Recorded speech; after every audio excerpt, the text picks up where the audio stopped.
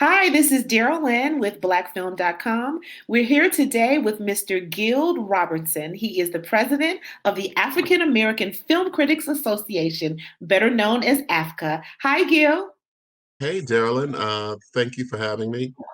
The 12th edition of the AAFCA Awards will be tomorrow, and with a rebroadcast on April 17th. And so we honor and celebrate the best in cinema, um, from soup to nuts, from best picture to best screenplay. And so this year's show is going to look at some of our most important pictures of the year, like Minari, like Judas and the Black Messiah, like One Night in Miami. Just the great volume of cinematic content uh, that came out last year that was seen by the public, but not necessarily in the theater. Absolutely. Gil, if I could just ask you personally, because you've been a critic, I've been reading you for over 20 years now. Tell me some of the films that you personally thought were dynamic this year versus 2019. Well, probably the most dynamic performance, I think, was Andra Day in United States versus Billie Holiday, I who agree. is our best actress for this year's ceremony. And then, Absolutely. obviously Judas and the Black Messiah. Our best picture is something that, is important and deserves to be seen. Daniel Kaluuya was just phenomenal and definitely, it's just another notch in an already impressive career, and I'm sure there's going to be more to come. You get an opportunity to shine the light on African American, not just African American films, but African American writers, producers, directors. Talk a little bit about, why it's still important to say these are our African American, these are people that we should look up to every year. Why is it still important? I don't know if it's necessarily we should look up to them, but certainly we should have an appreciation for their talent.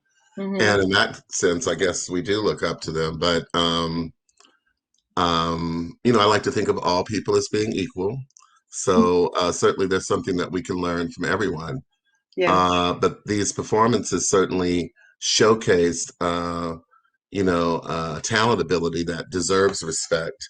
And we're happy to be able to bestow them with that. You've been doing this for 12 years. Are you still fighting to get us recognition in Hollywood, Gil? If the fight continues, it gets easy. It's gotten easier, but there's still so much mountain climbing to do. But I'm confident that we will eventually get there. I mean, what is the passion behind it? Why have you been doing this? Why have you taken, because the organization is you've taken the lead and you continue to push it forward. Where's the passion that continues to come every year? Well, it's become my job, and so it's there we have 90 plus members now around throughout America, and we have members who live overseas, and so we're providing a service, I think, to journalists, A&E journalists, film critics who are looking to establish their voice in the industry, and also to behind the scene players, below the line people, the directors, the producers, the screenwriters,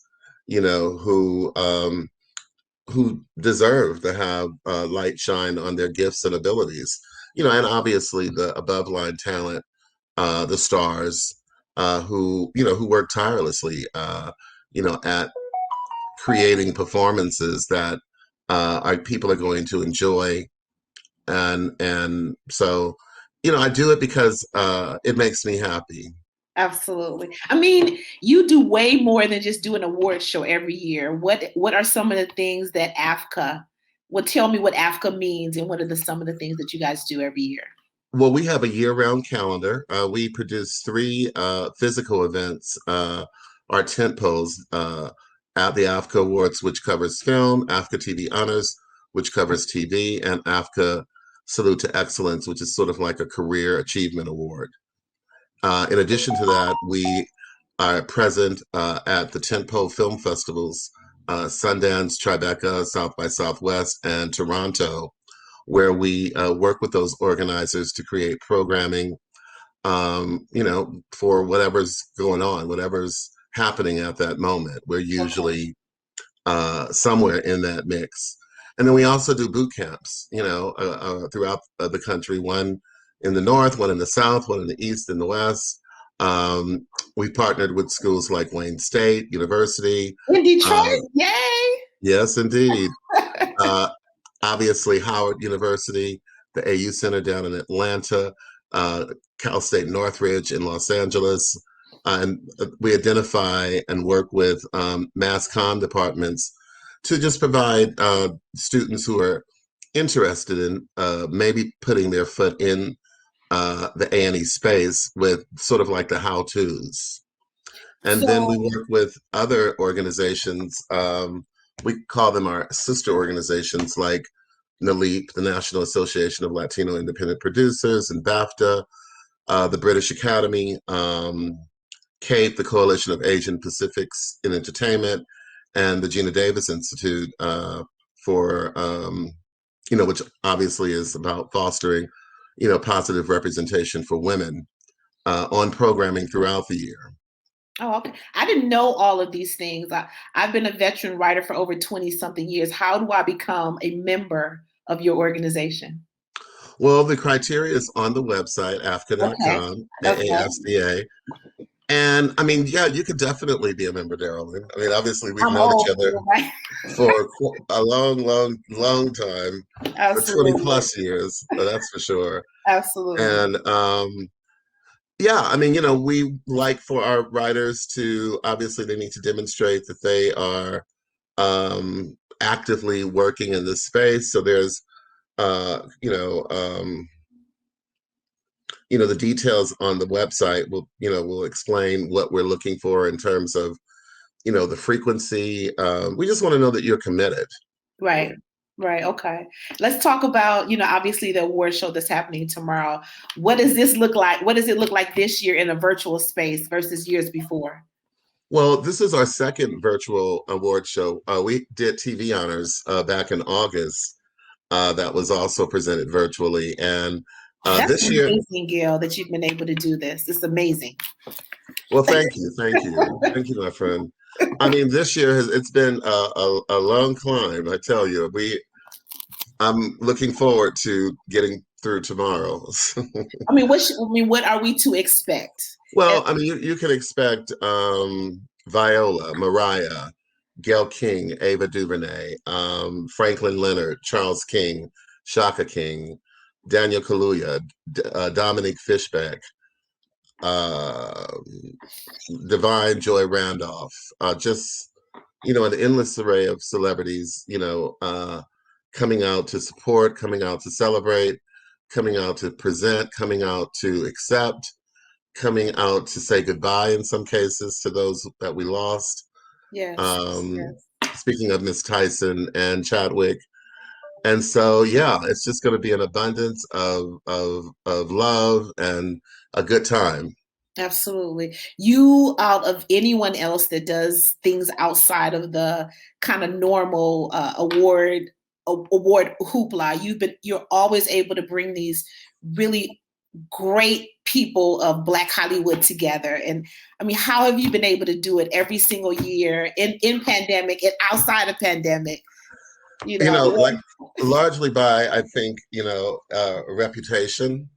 I always explain to some of the younger members in the organization that the best way to establish themselves is not, to run out to LA or to New York or to the various film festivals, but to instead just focus on doing what they do well and establishing a name for themselves in their local market. And then all of those other things will come. And so it's consistent delivery, as I've said over and over and over again. And it's just that, really, I can speak directly to the value in that, because when I was a working journalist every day, churning out the stories, working like I lived in worked at a GM factory, Yes. just churning them out. But I was also conscious of the fact that I was establishing relationships with people and that I was bringing value into their lives. And so when it came time to start this organization and this show, people knew that they could count on, I was betting against my history, betting against the reputation that I'd already established. And because I had always dealt results, people were willing to make a commitment. Absolutely. What, in your own words, why do we still need African American Film Critics Association? Why are you guys still relevant? Well, I mean, it's up to us to safeguard our identity. We should never hand that over to anyone else. And so, although, we've had winners from various backgrounds over the years and racial identities, at the core of our existence, our purpose, our intention is to raise up the visibility of African descendant talent. Yeah. And that's not to say that someone Black is going to win every year in every category, because, if you look through our history, you'll see that there have been other people, other groups. Small. But we strive to recognize the best, but you could best believe that if you're Black, much like if you're British and you're going out after a BAFTA award, or if you're gay and you're going after a GLAAD award, you're giving the utmost consideration by this organization. No, absolutely. So where can people see the show? When are they lining, is there a red carpet? Unfortunately, well, if you go to Getty, there are actually the virtual version of a red carpet. Okay. But if you viewers can watch the show on Saturday, April 17th on Comcast Xfinity under the Black Experience on the AAFCA channel. Nice. Okay. Nice. And so that'll be available for a 24-hour period from the 17th through the 18th. And then, like other award shows, it'll just simply go into the archives. Absolutely. Absolutely. Okay. I don't think I have any other questions. Is there anything else that you want? Is there any messaging behind this year that might have been different from last year?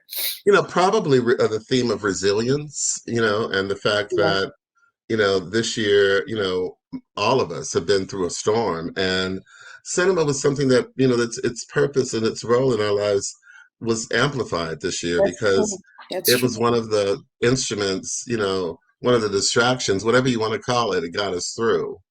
And so certainly this year has a little bit extra on it, because it really did play a fundamental role for many of us to just get through the days when information coming from our national leadership was a little fuzzy, and we just didn't know what we could count on, who to believe, but we could sit back and kind of disconnect and enjoy, a good movie.